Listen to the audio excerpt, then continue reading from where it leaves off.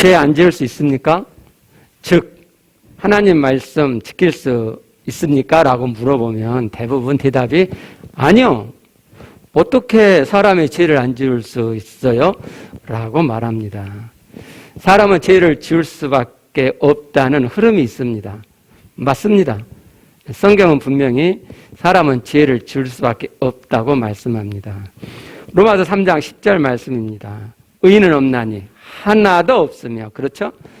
말씀을 지켜 의롭게 되는 자는 한 명도 없다고 분명히 말씀합니다.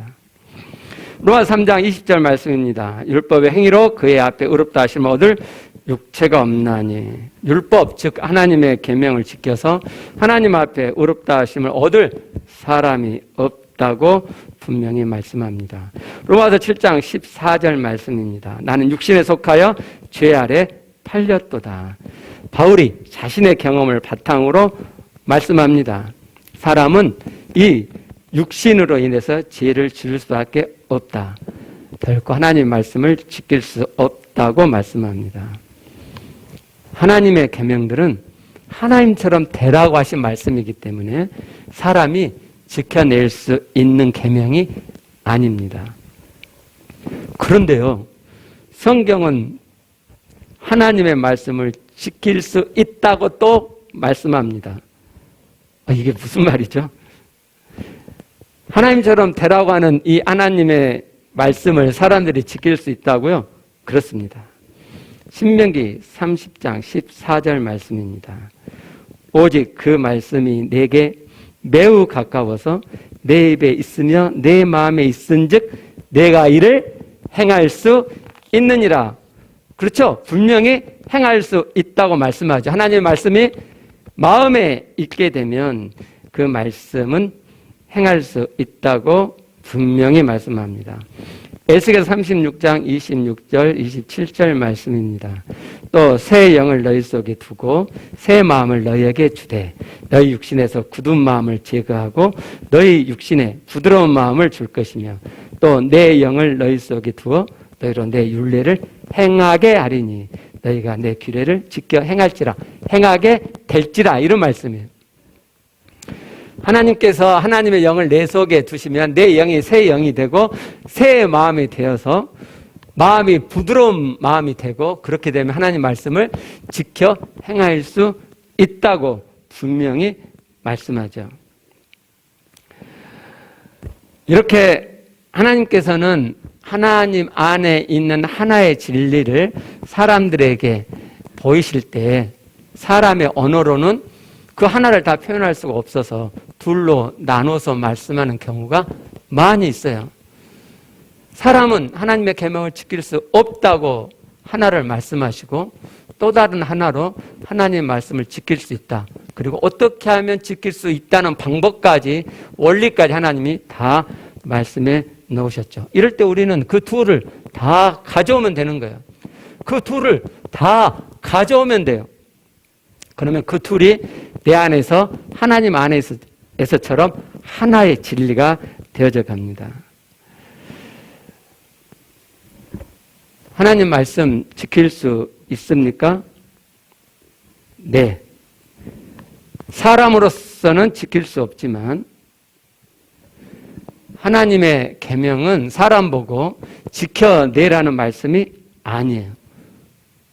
그래서 지킬 수 없어요. 그런데 지켜진다면요? 네. 내 안에 계신 하나님 살아 계심으로 지켜집니다.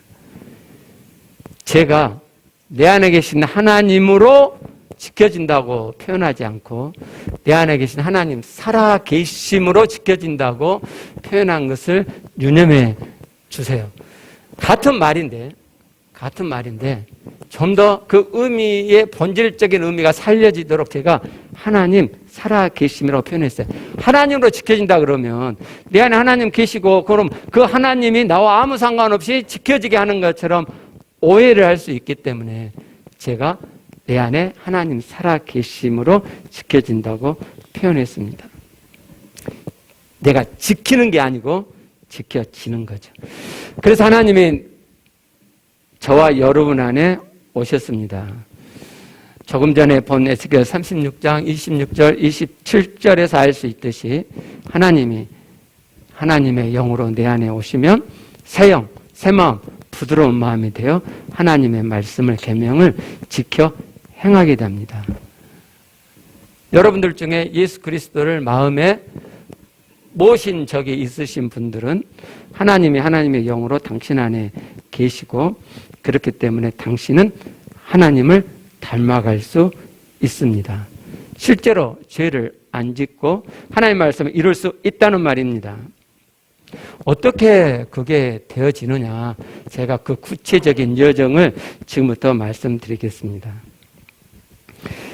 하나님 닮아가는, 그래서 죄를 안 짓게 되는 첫 번째 여정은요, 하나님 닮으라는 말씀을 그대로 받아들이는 것입니다. 성경은 하나님을 닮으라고 반복하여 말씀합니다. 왜냐하면 하나님 닮음은 우리를 구원하신 하나님의 목적이기 때문에 그렇습니다. 로마서 8장 29절 말씀입니다. 하나님이 미리 아신 자들을 또한 그 아들의 형상을 본받게 하기 위하여 미리 정하셨으니, 여기 본받게 하기 위하여는 이 단어 헬라어는 심모르포스라는 단어인데 같은 모양의, 같은 형상의라는 뜻입니다.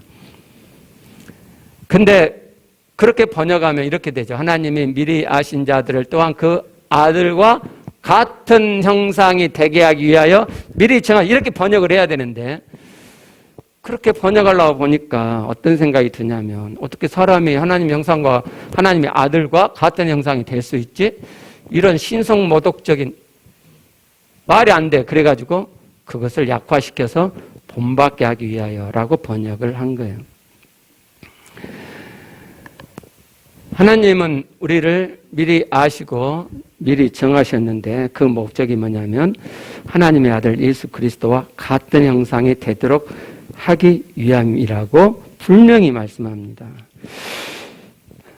이 말씀을 그대로 가져오는 것이 하나님 닮아가는 여정의 첫 번째입니다.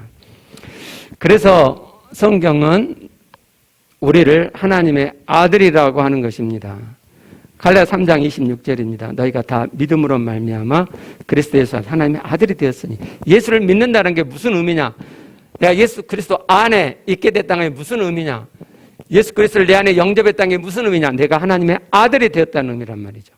성경에서 하나님의 아들이 됐다고 하는 것은 명목상으로 하나님의 아들이라고 쳐주는 게 아니에요. 그게 아니고 실제 하나님의 아들이 되는 거예요.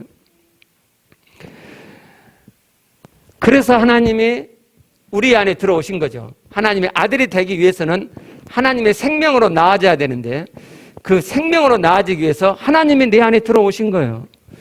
그래서 하나님의 생명이 내 안에 있음이 되고, 그래서 내가 하나님의 아들이 되는 거죠. 그렇기 때문에 하나님의 아들이기 때문에 우리는 하나님의 목적대로 하나님의 아들과 같은 형상이 되어지는 것입니다.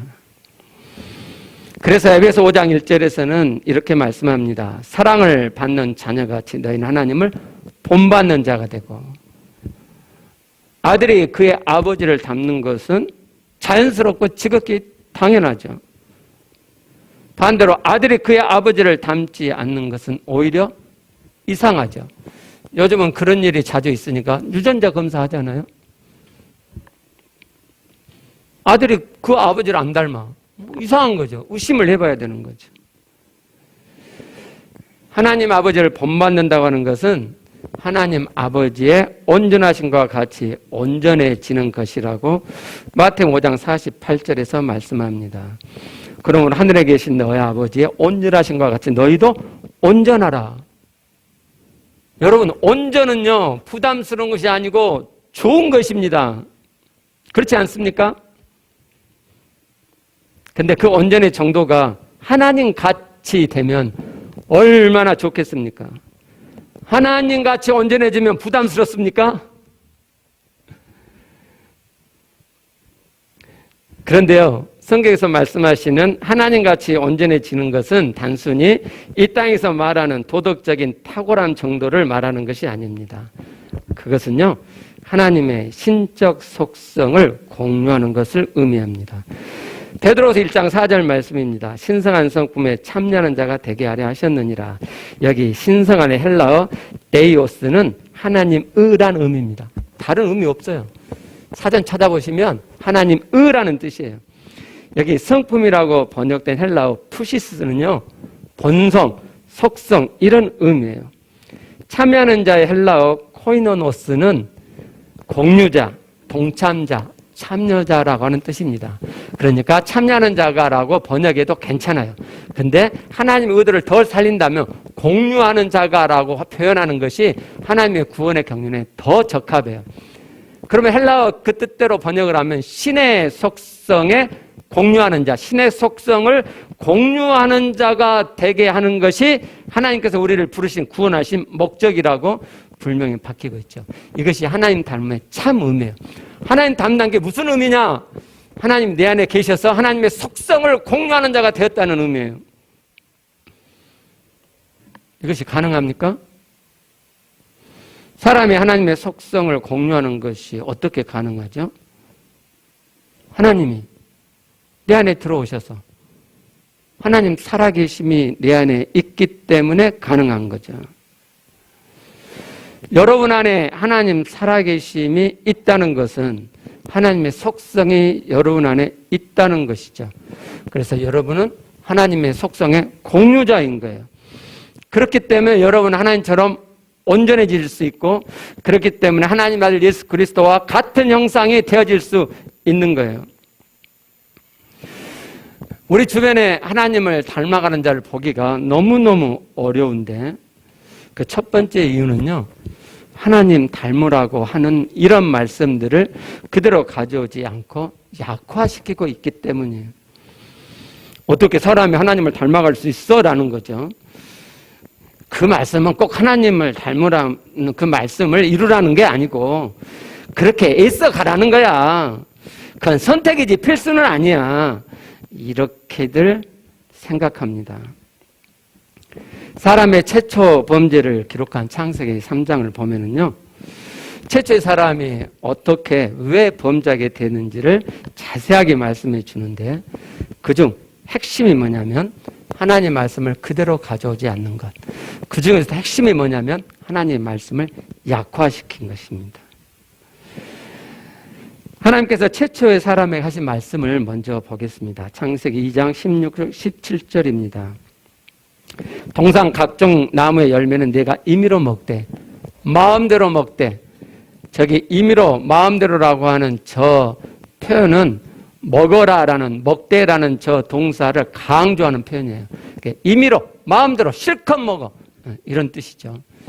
17절을 보시면 선악을 알게 하는 나무의 열매는 먹지 말라. 내가 먹는 사람 반드시 죽으라. 저 반드시라는 저 표현은 죽으리라라는 저 표현을 강조하는 표현이에요. 그러니까 반드시, 정령, 진짜 죽을 거야, 이런 말씀이에요. 그런데 최초의 여인이 하나님의 이 말씀을 자기가 뱀에게 말을 하면서 이 말씀을 약화시킵니다. 창세기 3장 2절부터 3절입니다.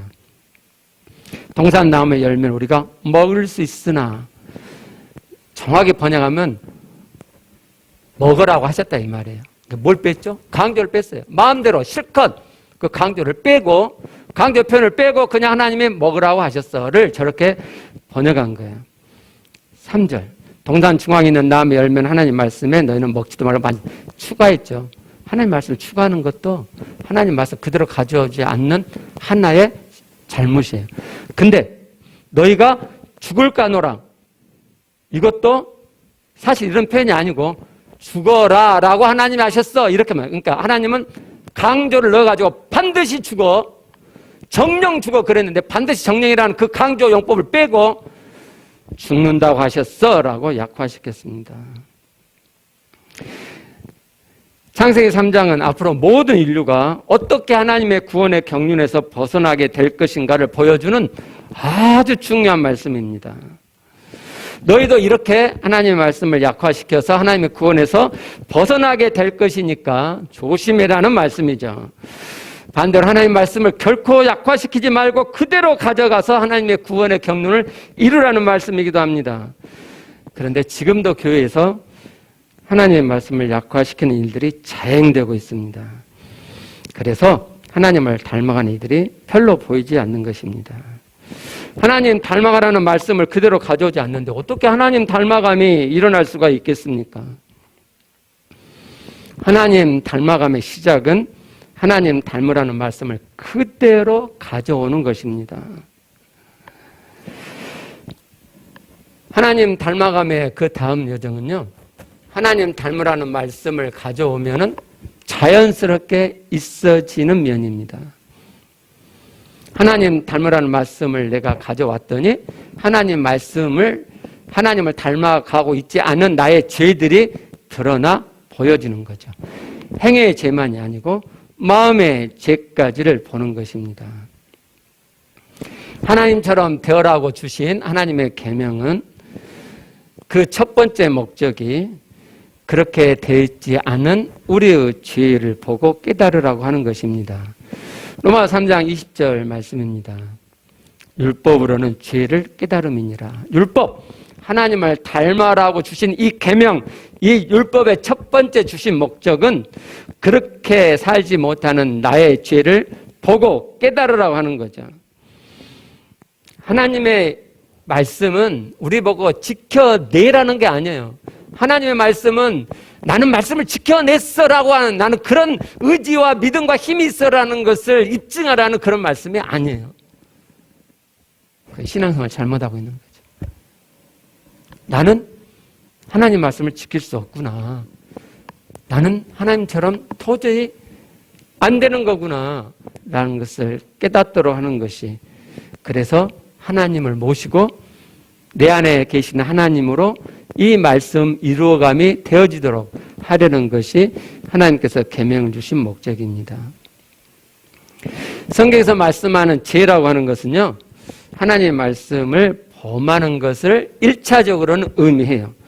요한 3장 4절 말씀을 보면 죄는 불법이라 그랬죠. 이 불법, 죄라고 하는 헬라어 하마르티아는 화살을 쏠 때 표적, 관역을 벗어난다는 것을 의미합니다. 죄는 불법이라 그랬는데 이 불법이라고 하는 이 단어는 하나님의 법인 말씀을 범했다는 것을 의미하죠. 그러니까 죄라고 하는 1차적인 의미는 하나님의 말씀을 범하는 것, 지키지 않은 것을 의미합니다. 그런데요, 성경에서 말씀하는 죄는 단순히 이렇게 하나님의 계명을 어기는 것, 그래서 거짓말하고 사기치고 음행을 저지르고 하는 것이 아니에요. 이러한 것들은 죄의 열매죠. 죄의 뿌리는 아닙니다. 죄의 본질적인 의미는 아니라는 거예요. 그럼 죄의 뿌리, 죄의 본질은 뭐냐? 성경에 말씀하시는 죄의 본질은 하나님 없이 사는 거예요. 하나님의 말씀은 내 안에 하나님이 오셔서 내 안에 계신 하나님 살아계심으로 지켜진다고 말씀드렸죠. 그러니까 내가 범죄를 했다는 것, 내 안에 계신 하나님 살아계심으로 살지 않았다는 말이죠. 그게 죄의 본질이에요. 그렇기 때문에 내 안에 하나님 살아계심으로 말씀이 지켜지는 게 아니라 내 의지적인 힘으로 하나님 말씀을 지켜냈다고 누가 그런다면 그건 죄예요, 죄. 끔찍한 죄예요. 사기예요, 사기. 하나님 앞에 사기치는 거예요. 사람 앞에 사기치고. 근데 교회 안에 신앙생활 오래 하는 사람, 신앙이 좋다는 사람들이 그런단 말이죠. 하나님 말씀 제가 지킨 것처럼. 나는 술 안 먹으니까 하나님 말씀을 지키는 거예요? 술 먹는 사람은 술 취하지 말라고 말씀드렸는데 잘 안 되죠. 술 마시잖아요. 네가 어떻게 알아? 마셔봤거든요. 그 알코올이 핑 도는 그 기분 좋음. 예. 그러면 술 취한 것을 절제하지 못한 사람은 죄 지은 사람이고, 나는 술을 안 마시고 그걸 절제했기 때문에 내가 하나님의 말씀을 지켜내는 자라라고 하는 거냐 이 말이에요. 굉장히,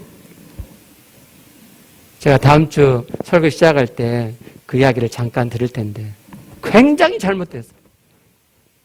지금 교회 안에 신앙이라고 말하는 것들이 얼마나 성경에 기록된 하나님의 의도와 벗어나고 있는지를 여러분 아셔야 돼요. 자,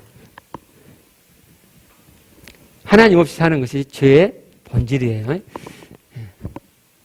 근데 내 안에 하나님 살아계심으로가 아니고 내 힘으로 말씀을 지켜냈다고 하는 것은 정말 도둑이에요. 도둑. 정말. 교회 안에 그런 사람 다 모아가지고 저기 달나라 화성으로 보내버려야 돼요. 그런 사람 교회를 부패시킨단 말이에요. 죄 인식은 예수님을 영접할 때만 하는 게 아니고요. 이러한 죄를 깨달아가는 것은 하나님 닮아가는 여정에서 계속 요구되어지는 것입니다. 아까 말씀드린 대로 하나님을 닮으라는 말씀을 내가 가져오면 그렇게 되어 있지 못한 내 죄만 계속 드러나는 거예요. 그러니까 나는 하나님 닮으라는 말씀을 가져와서 하나님 닮아가는 여정을 해가고 있는데 계속 거기에 미치지 못한 내 죄가 보여줄 수밖에 없는 거죠. 뭐 죄사함을 받았으니까 이제는 나는 의인이고 그렇기 때문에 죄를 말할 필요가 없다라고 하는 가르침들이 굉장히 득세하고 있는데 요한일서 1장 8절 말씀을 보면요.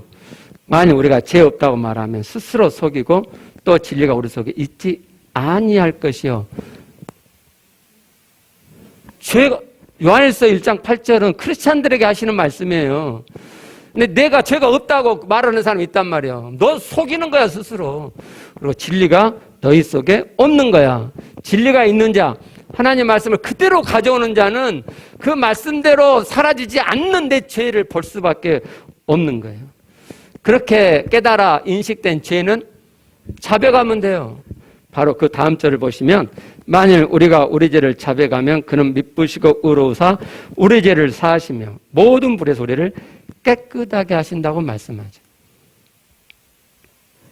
자백하면 돼요. 자백하면. 하나님 닮아가는 자가 교회 안에 별로 보이지 않는 또 하나의 이유는요.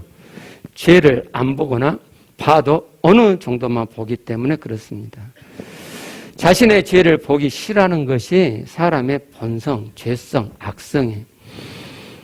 하나님 말씀을 자꾸 약화시키죠. 그 이유도 죄인 되기 싫어하는 이 악성 때문에 그래요. 하나님 닮으라는 말씀을 그대로 가져오면 하나님 닮지 않는 자신의 죄가 계속 드러나잖아요. 그게 너무 싫은 거죠. 그래서 하나님 닮으라는 이 높은 수준의 말씀을 그대로 가져오지 않고 물타서 약화시키거나 제껴버리는 거예요. 하나님 닮으라는 말씀을 혹 가져온다 하더라도 자신의 죄를 어느 정도로만 보죠. 자신의 죄를 계속해서 보는 것이 죄인 되기 싫어하는 인간의 죄성에서 징그러울 정도로 싫기 때문입니다. 여러분이 이러한 악성을 따라가면 여러분은 절대로 하나님 닮지 못합니다. 네, 이걸 거스려서 하나님 말씀을 그대로 가져와서 드러난 내 죄를 보고 또 보고 징그러워도 이렇게 내가 더럽고 이렇게 내가 악하나 이렇게 내가 못돼 먹었나 그것을 보기가 너무 싫어도 그래도 하나님 말씀 앞에 그 죄를 계속 보고 보아가는 그 자가 하나님을 닮아가게 됩니다. 만약에 그렇지 않고 자신의 죄를 대충 보는 것에 그치면 하나님 닮음도 대충으로만 되어지죠. 사람은요 자신의 부족을 아는 만큼 발전하고 성장해 가도록 하나님이 해놓으셨어요. 자신의 부족이 사실적으로 있음에도 불구하고 이를 문제시하지 않고 그대로 덮고 방치해 넘어가면 그 사람은 결코 그 부족의 발전을 이룰 수가 없지요. 자신의 죄악을 인정하기 싫어서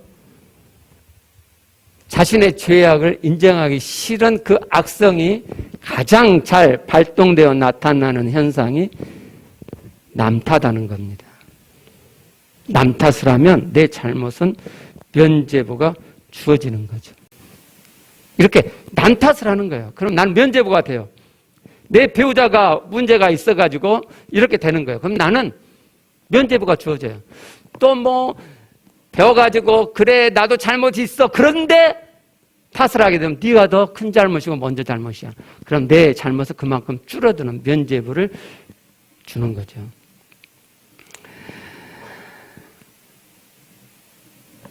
혹 상대가 잘못한 것이 있다 할지라도 먼저 잘못했다 할지라도 하나님의 온전의 기준, 하나님 아버지처럼 온전하라고 하신 그 말씀을 가져와서 그러지 못하는 내 부족을 보는 것이 하나님 닮아가는 것입니다.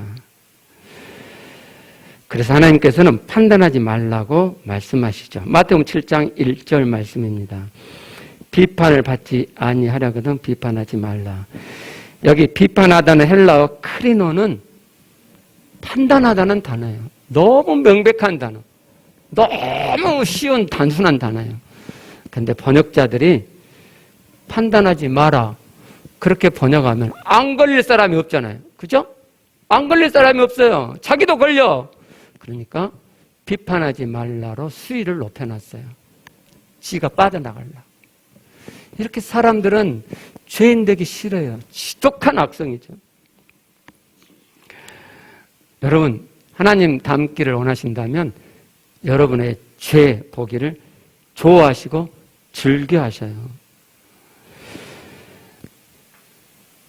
자신의 죄, 자신의 부족을 심각하게 문제 삼는 것에서부터 죄로부터 탈출이 시작됩니다.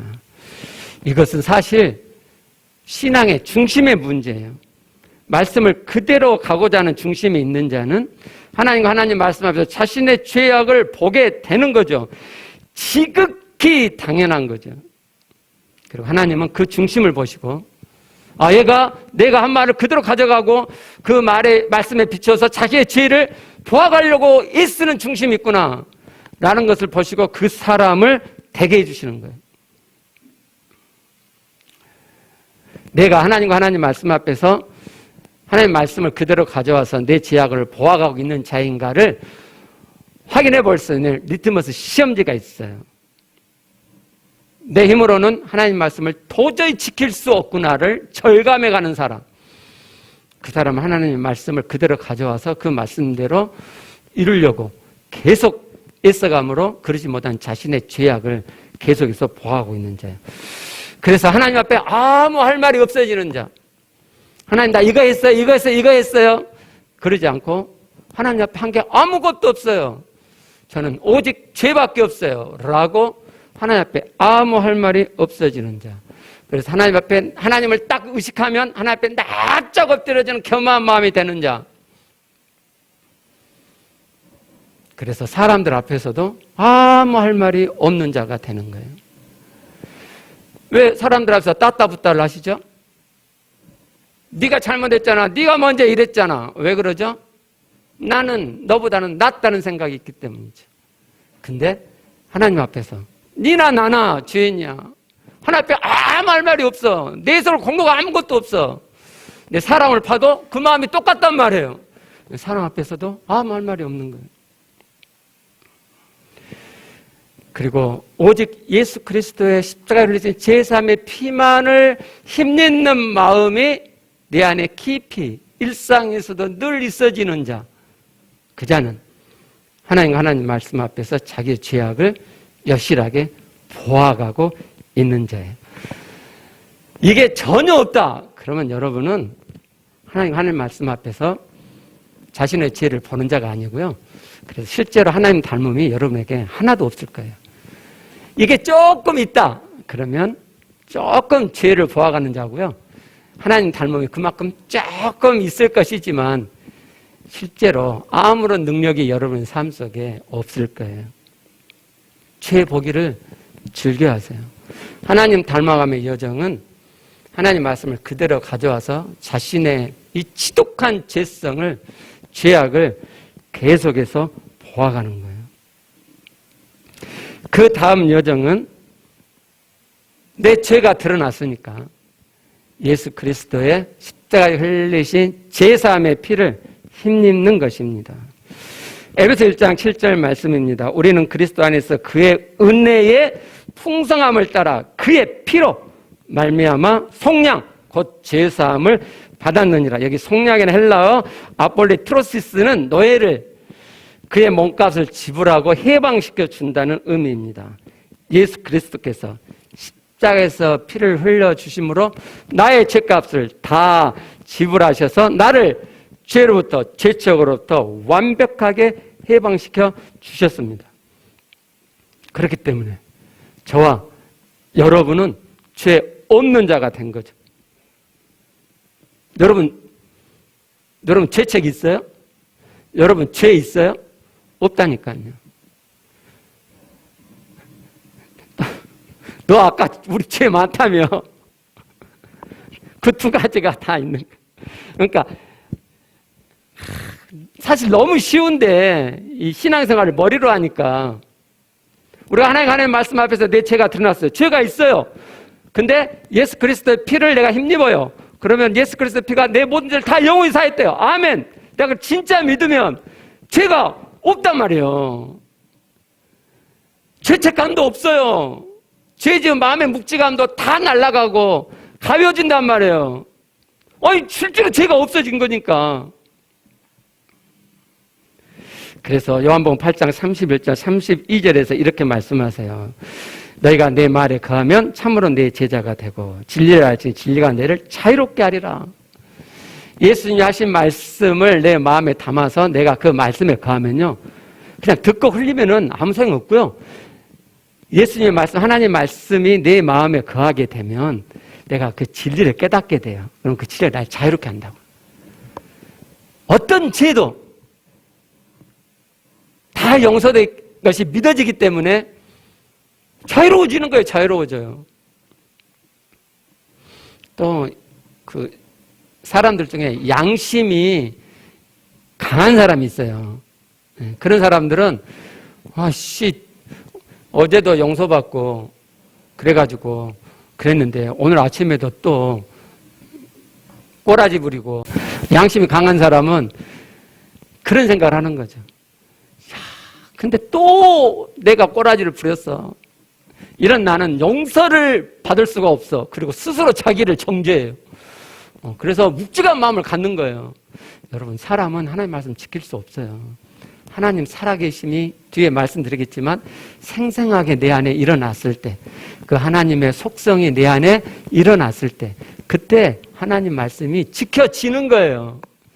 그게 안 되면은 우리는 못 지켜요. 또 죄를 지었어요. 그래도 진리를 내 안에 담고 있으면, 그러면 그 진리가 나를 자유롭게 해요. 그래서 죄책감에서 해방되고요. 정말 여러분이 예수 그리스도의 피가 여러분의 죄를 영원히 사했다는 것을 믿잖아요. 그러면 사람이니까 죄를 또 지었어. 그러면 죄책감이 일어나고 마음이 묵직해져요. 그때 예수 그리스도 십자가의 피를 내가 힘입는 마음에서 진짜 믿음으로 힘입으면요, 어떻게까지 되는 줄 아세요? 내가 언제 죄 지었어? 그런 마음이 일어나요. 내가 언제 죄 지었어? 나 죄 안 지었어. 나 죄 없어. 그런 마음까지 내 안에 일어나는 거예요. 그래서 진리가 우리를 자유롭게 하고 죄사함의 그 자유와 은혜와 기쁨이 내 안에서 샘솟듯이 일어나는 거예요. 세상에 일이 뭐가 잘 돼가지고 막 행복해지고 그런 게 아니고요. 세상이 어떤 일과 아무 상관없이 예수 그리스도의 십자가의 제사함이 진짜 믿어지면 내 안에 그 자유, 그 기쁨이 내 안에 깊은 데서 영에서부터 올라와서 나를 행복하게 해요. 그 다음 여정은요, 하나님 살아계심의 생명이 실제되고 풍성해지는 것입니다. 하나님 닮아가는 구체적인 여정 첫 번째에서 말씀을 드렸는데요. 하나님을 자신 안에 모신 사람은 하나님 살아계심이 그 사람 안에 있게 되고 그런 하나님의 속성을 공유하는 자가 되었기 때문에 하나님 닮음을 이루어갈 수 있다고, 죄 안 짓는 삶을 살아갈 수 있다고 말씀을 드렸어요. 여러분 안에 예수 그리스도를 영접한 자들은 여러분 안에 하나님 살아계심이 있죠. 그래서 여러분은 하나님의 속성을 공유하고 있는 거예요. 그런데 왜 하나님의 닮음이 내 안에 일어나지 않느냐? 왜 여전히 나는 죄만 짓고 있느냐? 그건 하나님의 속성이 여러분에게 공유되어 있지만 그건 가능성으로만 지금 있는 거죠. 시작이 되어 있고 가능성으로 있는 거지, 그게 실제 되어 있지는 않잖아요. 시작과 실제는 별개고 가능성과 실제는 별개예요. 여러분 안에 하나님 살아계심이 있고 하나님의 속성이 공유되어 있다 할지라도 여러분의 하나님의 속성이 실제되지 않으면 가능성으로만 있는 거예요. 그러면은 하나님 닮아가면 실제 일어나지 않죠. 그러면 이런 질문이 있겠네요. 어떻게 하면 내 안에 공유되어 있는 하나님의 속성이 실제되어질 수 있나요? 여러분 안에 있는 하나님 살아계심이 실제가 되면 여러분 안에 있는 하나님의 속성의 공유가 실제되어집니다. 그렇겠죠? 하나님 살아계신 내 안에 있으므로 그 하나님의 속성이 내 안에 있게 된 거니까. 그래서 하나님의 속성이 공유되고 있는 거니까 내 안에 계신 하나님 살아계심이 실제가 되면 하나님 그 속성도 실제가 되어지는 거죠. 그러면 이런 질문이 되겠네요. 그럼 내 안에 계신 하나님 살아계심이 어떻게 하면 실제됩니까? 진짜 믿으시면. 하나님 내 안에 살아계심이 진짜 믿어지면 그러면 하나님 살아계심이 여러분 안에 실제가 됩니다. 진짜 믿음이라고 하는 것은 의심이 없는 믿음을 이야기하는 거예요.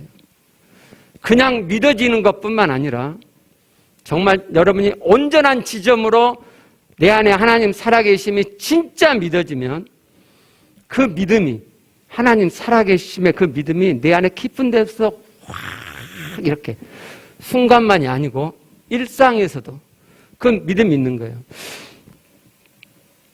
여러분 중에 누구를 믿으세요? 믿을 만한 사람. 정말 저 사람 믿을 만해. 별로 없죠. 이게 문제야. 정말 믿을 만한 사람 딱 이렇게 보면요. 믿음직함이 내 안에 일어나잖아요. 안 해봐서 잘 모르죠. 그 믿음직함이 내 안에 일어나요. 이 사람은 정말 믿을 만해. 믿음직해.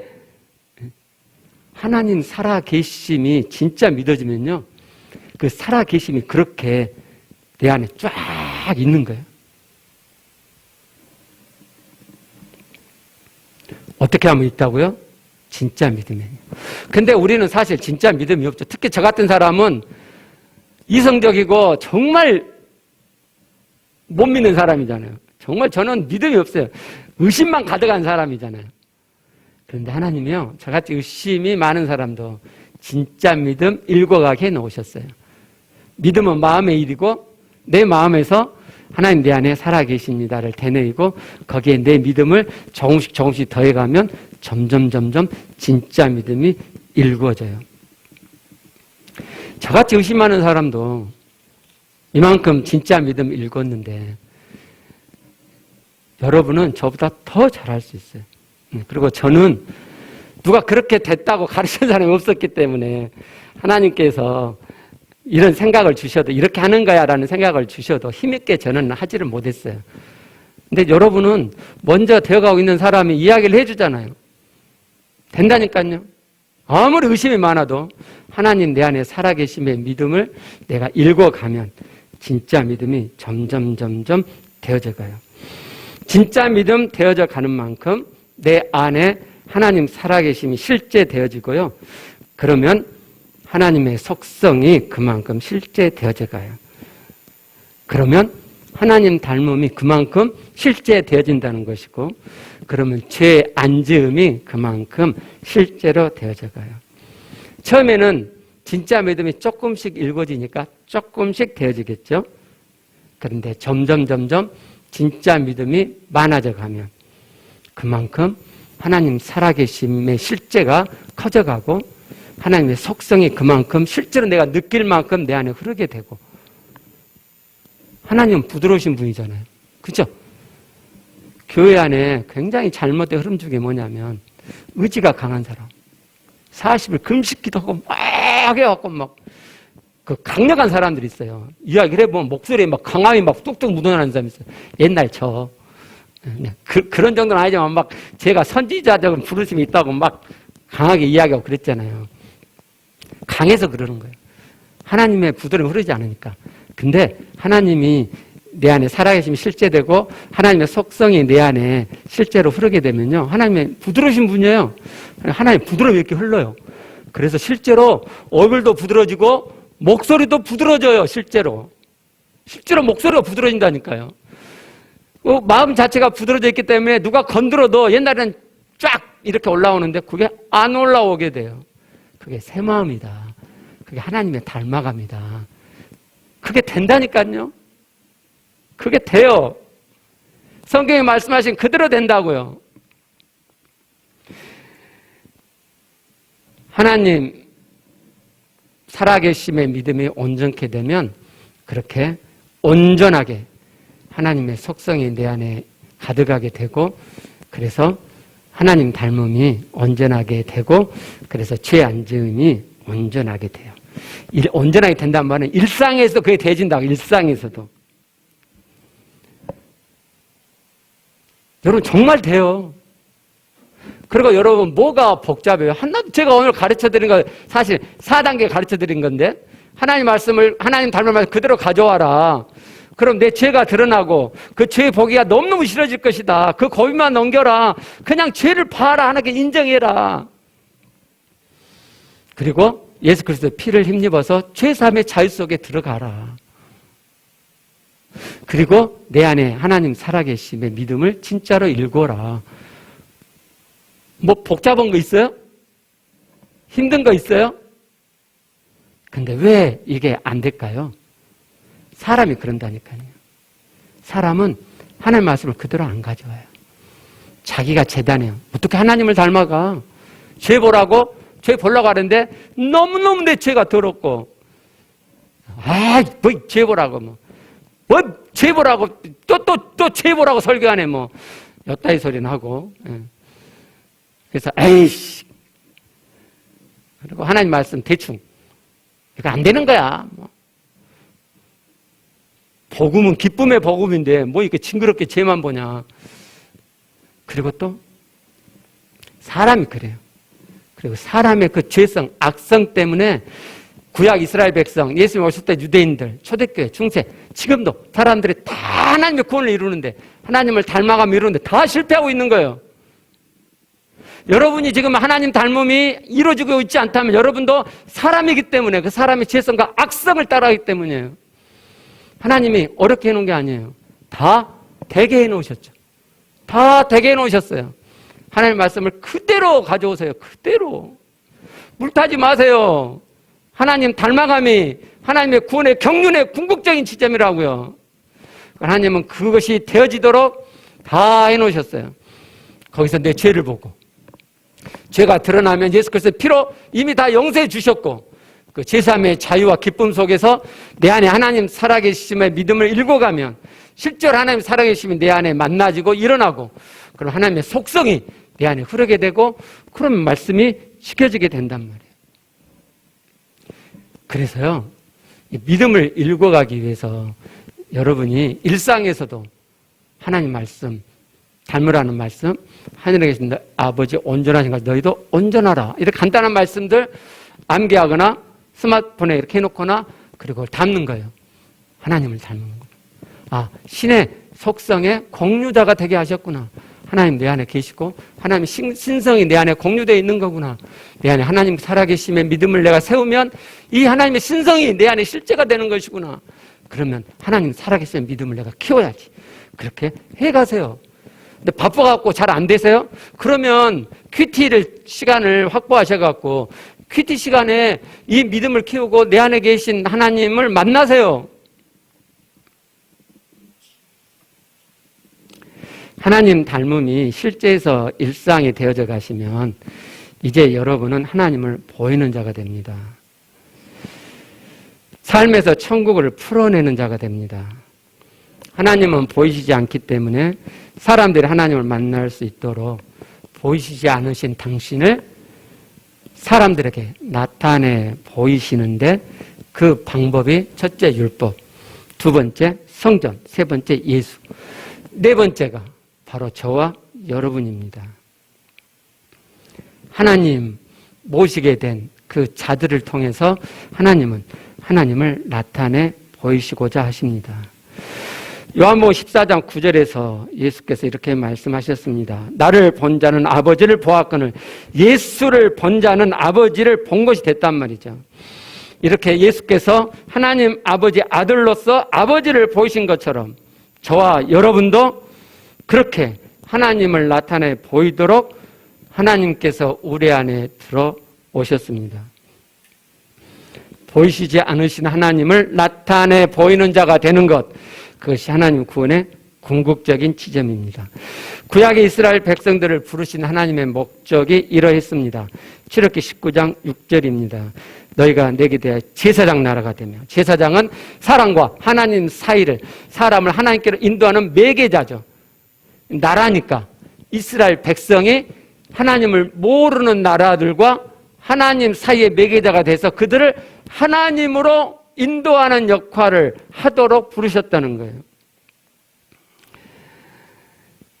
신약 성경을 보면 신약 시대에도 하나님의 부르신 목적이 같다는 것을 알 수 있습니다. 베드로전서 2장 9절입니다. 너희는 택하신 족속의 왕 같은 제사장들이라 그랬죠. 제사장, 매개자. 그리고 그 끝에 보면 아름다운 덕을 선포하게 하려 하심이라. 그의 기이한 빛에 들어가게 하신 이의 아름다운 하나님이죠. 하나님의 아름다운 덕을 선포하게 하려 하십니다. 어떻게 해요? 내가 하나님을 닮아감으로, 하나님을 나타내 보임으로. 말로만이 아니고요. 하나님의 목적은 말로만 이렇게 설명한 게 아니고 실제로 내가 하나님을 나타내 보임으로 그 자들이 나를 보고 하나님을, 보이지 않는 하나님을 내게서 봄으로 하나님의 아름다운 덕을 선포하도록 하나님이 하셨단 말이에요. 그게 제사장이에요. 그게 하나님 닮은 자가 교회에 별로 없는 가장 큰 이유는요, 하나님 살아계심이 실제로 풍성하게 되고 있는 자가 교회 안에 별로 없기 때문입니다. 지금 교회에는 하나님 닮으라는 말씀을 그대로 가져오는 자가 거의 없고, 오히려 사람이 어떻게 하나님을 닮느냐며 이 말씀들을 물타고 제끼고 심지어 튕기는 자들로 가득합니다. 자신들의 죄를 그만큼 약화시키고 자신들이 웬만한 신앙생활을 잘 하고 있는 것처럼 착각한 이들로 가득합니다. 하나님 살아계심이 실제되고 그것이 풍성하게 되는 자, 그래서 하나님을 실제로 보이는 자, 그 자가 지금 교회에 필요합니다. 여러분이 그 한 사람이 되면 좋겠어요. 아니, 여러분은 그 한 사람이 되셔야 돼요. 왜? 그냐면 그게 하나님이 여러분을 부르신 구원의 궁극적인 지점이니까. 구약 이스라엘 백성이 실패했고, 예수님 당시 유대인들이 실패했고, 초대교회가 실패하고 중세교회가 현대교회가 실패하고 있는 것처럼 여러분도 실패하시겠어요? 별로 어려운 것도 아닌데, 그렇죠? 하나님 닮으라는 말씀을 그대로 가져와서 거기에 미치면 내 죄악을 보고 또 보고, 그럴 때마다 예수 그리스도의 죄사함의 피를 가져 힘입고 죄사함의 자유와 기쁨을 회복하고, 그리고 내 안에 계신 하나님 살아계심의 믿음을 세워가면 내 안에 하나님 살아계심이 실제되고 그분 안에 있는 하나님의 속성이 실제로 내 안에 일어나 흐르게 되고 점점 가득게 되고, 그래서 하나님 말씀이 지켜지고 하나님의 속성이 내 안에 가득하기 때문에 하나님을 보이는 자가 되는 게, 그게 뭐 어렵나요? 복잡하나요? 근데 수많은 사람들이 아까 말씀대로 사람이기 때문에 사람의 악성을 쫓아가서 실패했어요. 여러분 성공하세요. 되어져요. 저는 아직 온전하지는 않지만 그게 시작이 되었기 때문에 저는 그게 가능하다는 걸 알아요. 여러분 아시잖아요. 제가 얼마나 꼬라지적인지. 우리 가족은 너무 잘 알죠. 꼬라지를 언제 냈는지 기억이 안 나요. 진짜요. 저 설교할 때 옛날처럼 꼬라지가 팍 올라와서 하는 거 이제 거의 없잖아요. 아직 조금은 남았어요. 네. 내년에는 제가 더 하나님을 닮아가 있겠죠. 그죠? 5년 뒤에는 더 닮아가 있겠죠. 하나님을 보이는 자가 더 되겠죠. 여러분도 그렇게 되실 수 있어요. 기도하시겠습니다.